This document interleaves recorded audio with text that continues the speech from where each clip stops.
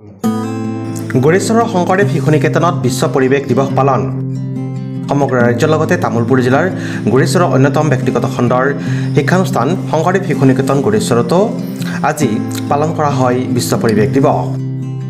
বিদ্যালয়খনৰ অভিভাৱক, ছাত্ৰ-ছাত্ৰী আৰু আচাৰ্য-আচাৰ্যাই বিদ্যালয়খনৰ চৌহদত প্ৰায় ৩০০ জোপা গছপুলি ৰোপণ কৰে। গছপুলি ৰোপণ কৰি বিদ্যালয়খনৰ আচাৰ্য খগেন বিশ্বাসে কয়, গছ থাকিলেহে মানুহ থাকিব। গছ অবিহনে পৰিৱেশৰ ভয়াৱহতাৰ বিষয়ে তেওঁ মন্তব্য কৰে। আনহাতে আচাৰ্য অনিল কুমাৰ ডেকায়ো পৰিৱেশ দিৱসৰ সৈতে সংগতি ৰাখি মন্তব্য আগবঢ়ায়।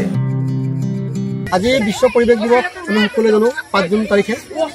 প্ৰতি বছৰে আমি বিশ্ব পৰিৱেশ দিৱস পালন কৰি আহিছোঁ। বিশ্ব পৰিৱেশ দিৱস হিচাপে আমি কিয় পালন কৰিব লাগে সেই বিষয়ে মই মাত্ৰ কেইষাৰ কথা ক'ম। আমি গম পাইছোঁ বা জানো যে নৱীকৰণৰ দ্বাৰা মৰুকৰণ এইবিলাকৰ দ্বাৰা আমাৰ পৃথিৱীৰ পৰা গছ গছনিসমূহ কাটি ইতিমধ্যে প্ৰায় নোহোৱা কৰিছে। এতিয়া গছ গছনি কাটিলে কি ক্ষতি হ'ব?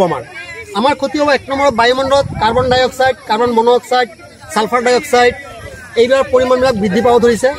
আৰু আটাইতকৈ ডাঙৰ কথা হ'ল সূৰ্যৰ পৰা যিটো আল্ট্ৰাভায়লেট ৰে অৰ্থাৎ অতি বেঙুনীয়া ৰশ্মি, সেই ৰশ্মি ইতিমধ্যে পৃথিৱীত পৰিব ধৰিছে। আৰু এই ৰশ্মিবিলাক বা প্ৰদূষিত বায়ু একমাত্ৰ শোষণ কৰাৰ ক্ষমতা আছে গছ গছনিয়ে। আৰু গছ গছনি সেইকাৰণে আমি লগাব লাগে, কাৰণ আমি এটা কথাই জানো যে গছ থাকিলেহে মানুহ থাকিব।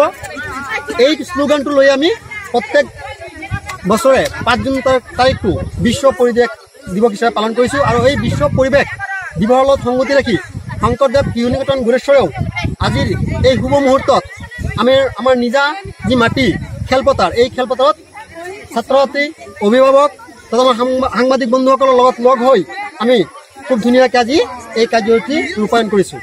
ধন্যবাদ, নমস্কাৰ। আমি আজি শংকৰদেৱ শিশু নিকেতন গড়েশ্বৰে আমাৰ যি ভূমি আছে, আমি মোটামুটি প্ৰায় ৩০০মান জোপা আমি গছ ৰোপণ কৰিলোঁ বিশ্ব পৰিৱেশ দিৱসৰ সংগতি ৰাখি।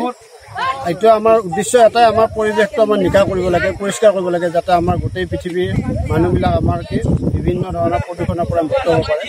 আৰু আমাৰ ল'ৰা ছোৱালীক আমি এটা প্ৰেৰণা দিব বিচাৰোঁ যে গছ আমি ৰোপণ কৰিব লাগে। গছ ৰোপণ কৰিলে আমাৰ পৰিৱেশটো বিশুদ্ধ হ'ব, আৰু বিশুদ্ধ হোৱাৰ পাছত আমি সকলোৱে বিভিন্ন বেমাৰ আজাৰৰ পৰা মুক্ত হ'ব পাৰিম। আমাৰ লগতে আমাৰ চাৰিওফালৰ যিমানখিনি মানুহ বসবাস কৰি আছে সকলোকে আমি এটা ৰোগমুক্ত জীৱন আমি দিব বিচাৰিছোঁ। টেক্স ৰিপৰ্ট, নিউজ এক্সপ্ৰেছ, অসম।